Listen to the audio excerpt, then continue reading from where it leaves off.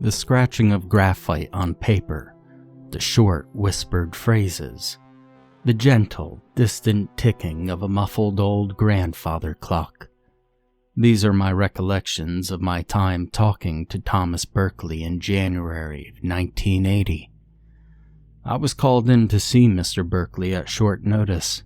My time in Boston was brief, but just 2 days before I was supposed to leave, I was contacted by a colleague of mine employed at the Enfield Sanatorium with the details of a rather peculiar case which, he suspected, would pique my curiosity. It did. Mr. Berkeley had not talked in 18 years by that point. Before his internment at the facility, he had been an electrician of some success, running his own business out of a small, modest rental unit down on the east side bank of the river.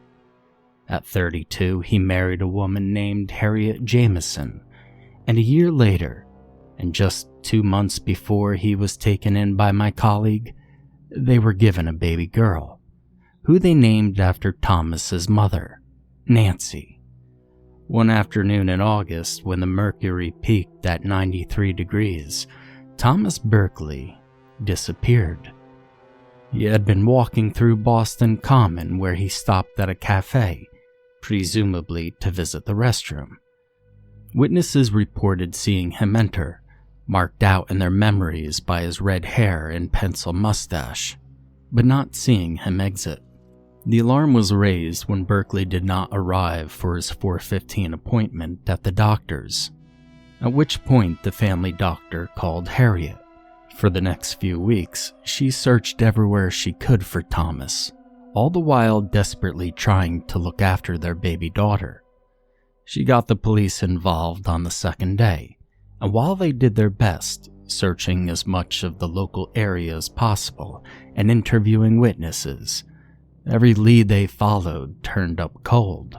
After a week, police involvement was severely stepped down, and after 3 weeks, the search was called off. That evening, a dejected Harriet Berkeley walked home, heartbroken at what she assumed was her husband running out on her and leaving her alone with Nancy. Slowly and sullenly, cradling a child who cried whenever the wind picked up a little and brought a chill reminder of imminent autumn to her cheek, she walked down Dartmouth Street towards the river and came to a stop outside the door to their small apartment. There was a man curled up on the step. He was naked save for a thin piece of dirty cardboard that he fiercely clung to himself. Nowhere on his body could a single hair be seen growing, and his skin was ugly and burned, blistering painfully in places where the dull red flesh flared up into yellow, pustulant time bombs. Gently, she laid a single tender hand on his shoulder, and the man bucked and reared, back arching in pain as he swerved around. With a sharp cry of horror, Nancy saw that this man, under his melted flesh and scarred face, was her husband, and worse, that there was fear in his eyes. The doctors did their best to help him. Over the course of the next few months, he stayed at the Massachusetts General Hospital at Cambridge Street, where he was treated for his burns and given an in-depth medical examination. Aside from the supernatural burns and scars, though, Thomas Berkeley seemed uninjured, and once he had recovered from the external damage, they had no choice but to release him. According to Harriet, he seemed all right in the car on the way home, if a little jumpy at times, and when not terrified and paranoid, at the very least pensive. And all the time that he had been kept in the burn ward, he had not said a word, other than certain terrified screams at the sight of needles, in which he had no such fear before. Harriet seemed to think that he simply needed to recover from whatever shock he was dealing with, and he'd eventually open up to her. When they got home, she left him alone for a couple of minutes in order to tend to Nancy. While she changed the baby's diaper, she heard a thud from the other room. She walked in to see Thomas collapsed on the floor, knife slipping from his bloodied hand. He grabbed the blade as soon as possible, and it was obvious, hacked viciously at his wrist, as if trying to extract something from the flesh. Through her tears, Harriet dragged him back out and into the car and drove as fast as she could to the hospital. This time, Mr. Berkeley would not be released. After a brief stay at the hospital, Thomas was transferred to the nearest mental hospital, the Enfield Sanatorium.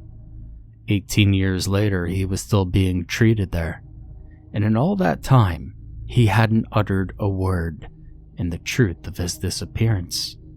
Nearly 2 decades ago by that point, remained a mystery. Now, I finally met Berkeley on the 8th of January.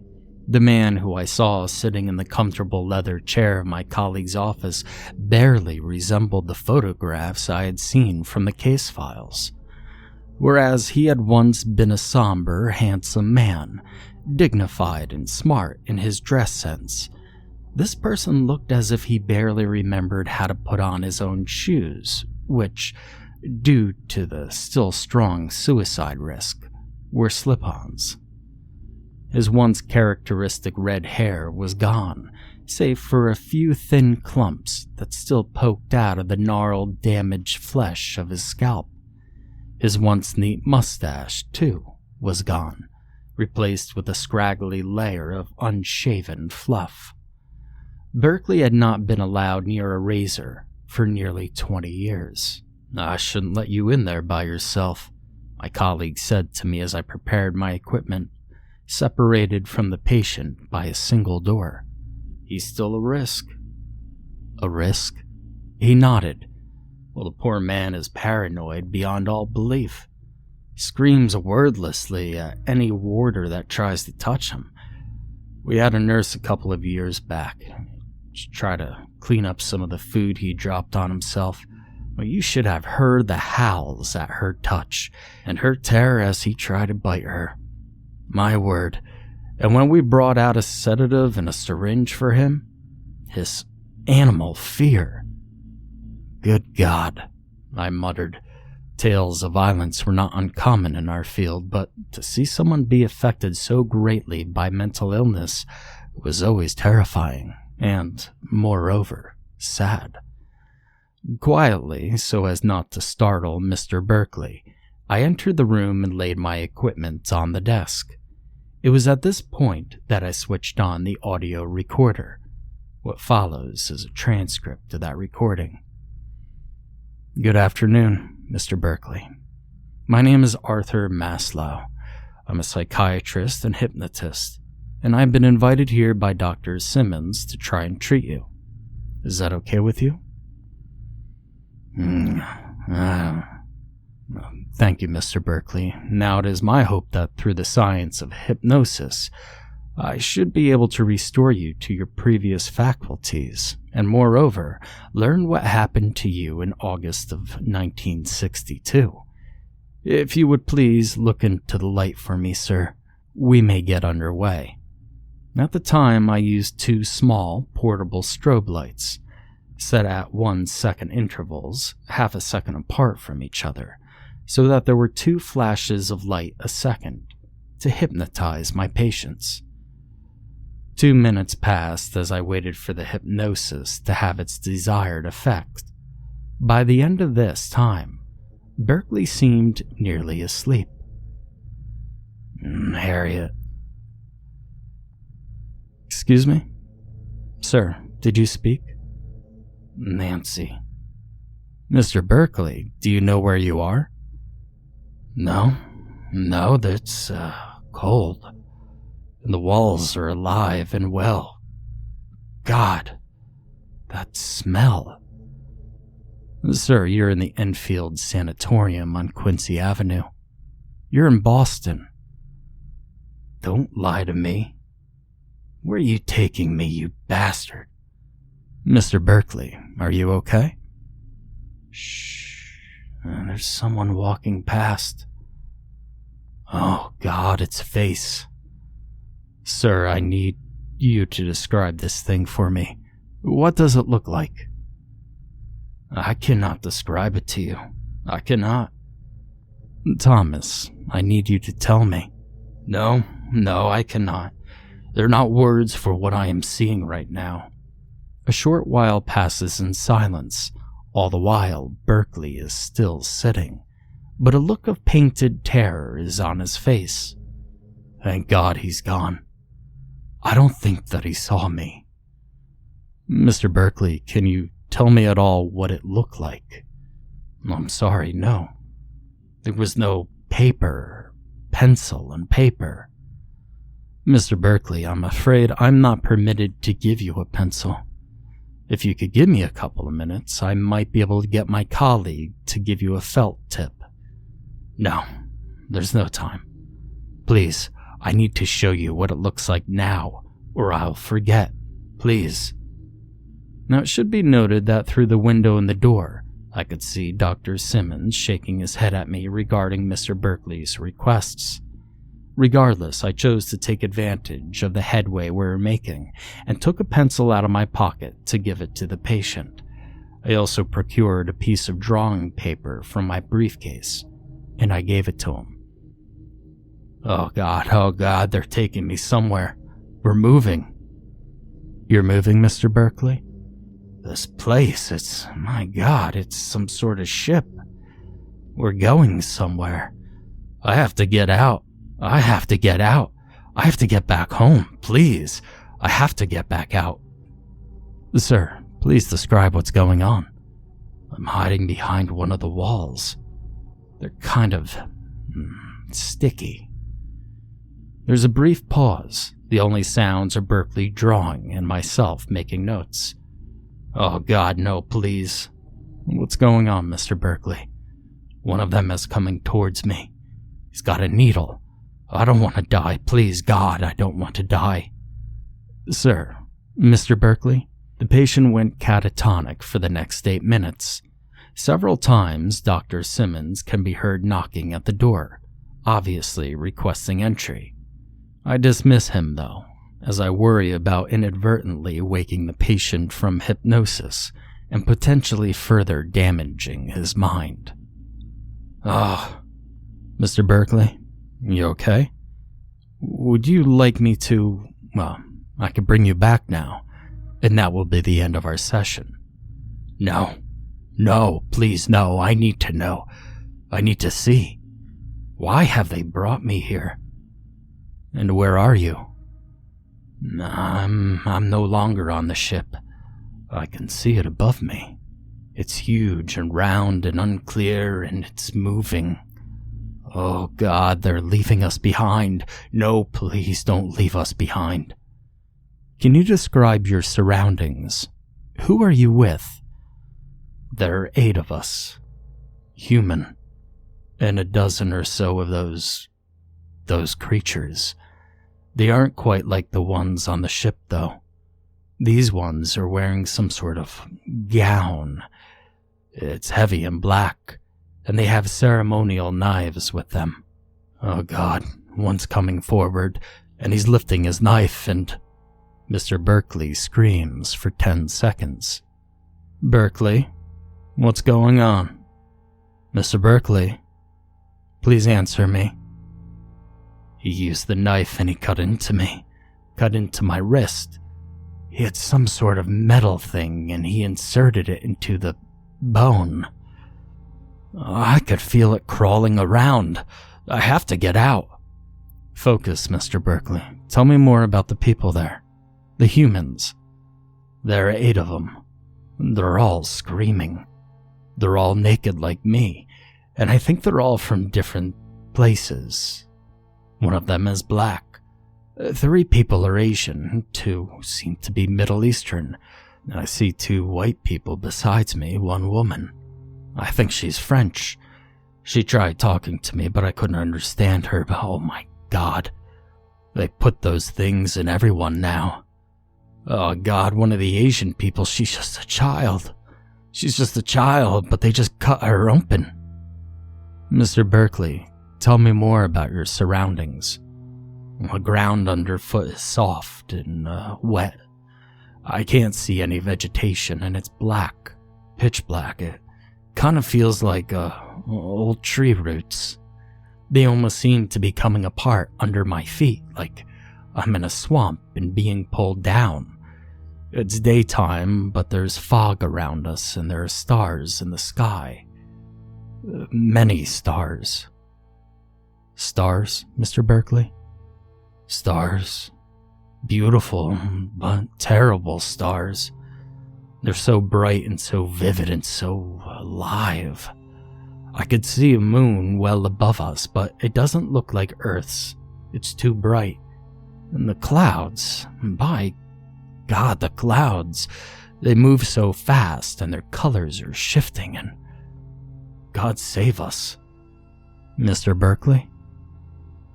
I think I know why they brought us here. I can see their God. Their God is here, and he's real, and there is no point in praying because this is it. This is the end. It's huge. Mr. Berkeley, can you please describe to me what are you seeing? It's some sort of cube, really. Miles tall. The hills rise above the fog around us, and on it there's this huge mass. It's gray, and the ground isn't roots. This isn't their God. The planet is. The ground is moving. They're tentacles, and they've been wrapping around the cube. Those tentacles, they must be miles long. They're filthy. Their black blood is smearing across the surface, and they're starting to wrap around us. Bring me back, please. Please, God, save me. Thomas, come back to me now. Wake up. Come back. You're safe. No, it's too late. It's too late. The cube is brightening up, and it's white now, and it's even brighter, and it burns. The light burns. The stars are out shining, and my flesh is searing. The little girl, she's melting. Her hair is igniting, and her meat is falling off her bones, and her skull is so white. Oh my God. Berkeley, stay calm. No, it's taking me. The light is taking me. This is the true light. The true God, but why me? By this point, Dr. Simmons had entered the room and is attempting to help me restrain Mr. Berkeley, who is undergoing violent seizures. Too late, we realized what he is about to do. Taking the pencil in which I gave him, he has begun to dug the flesh out of his wrist, as if trying to find an object. I watch helplessly as he strikes the vein and blood begins to come out of him in dark gouts. There's something wrong. The ground has devoured the girl and the rest, but they don't want me. Why not me? The light is getting brighter and brighter. Harriet? They're taking me home to Harriet, but what can I say to her? How can I possibly let her see me like this? I think I'd rather die. But here I am. I'm naked and alone and on the curb at Dartmouth Street. I'd rather die. God damn it, Maslow. This is on you. You broke all the rules. You can't wake him now. At the very least, we'll lose the progress we've made. This man is speaking for the first time in 18 years, Simmons. We just can't throw that away. And if I let you continue, he will die. Do no harm, Arthur. Get out, call an ambulance for God's sakes. By now, Berkeley has stopped fighting back and is simply sitting there catatonic. On the tape, my quick departure is audible, as is the sound of the approaching ambulance sirens and paramedics who came to rescue Berkeley. After 5 minutes, there is no one left in the room, and the only sound present is the distant muffled grandfather clock. The tape continues to run for 10 more minutes before it finishes. Nearly 40 years on, and I still haven't experienced anything quite as intensive as my interview that day with Thomas Berkeley. He survived his self-mutilation on that day in January, and at the General Hospital, the doctors had to remove a small metallic object from his left forearm of unknown origin. If there were records of what happened to this object, they have long since been destroyed. After the surgery, he made a remarkable recovery, and within a month was released from the Enfield Sanatorium with a clean bill of health. For the rest of his life, he never once mentioned the trauma of August 1962, blaming his scars on a fictional house fire that, according to him, happened to him as a child. He died in 2013 at the age of 84 of a stroke, preceded 2 years earlier by his wife, Harriet. He was survived by his daughter Nancy and her own children. As his closest surviving kin, I asked her for her permission to publish this story, complete with names. She consented graciously and even offered to help me accurately determine the dates on which certain events occurred. I still keep those drawings that he scrawled in January 1980. As of today, there is still no conclusive evidence to support or deny what Thomas claims to have happened in 1962 when he was walking through Boston Commons.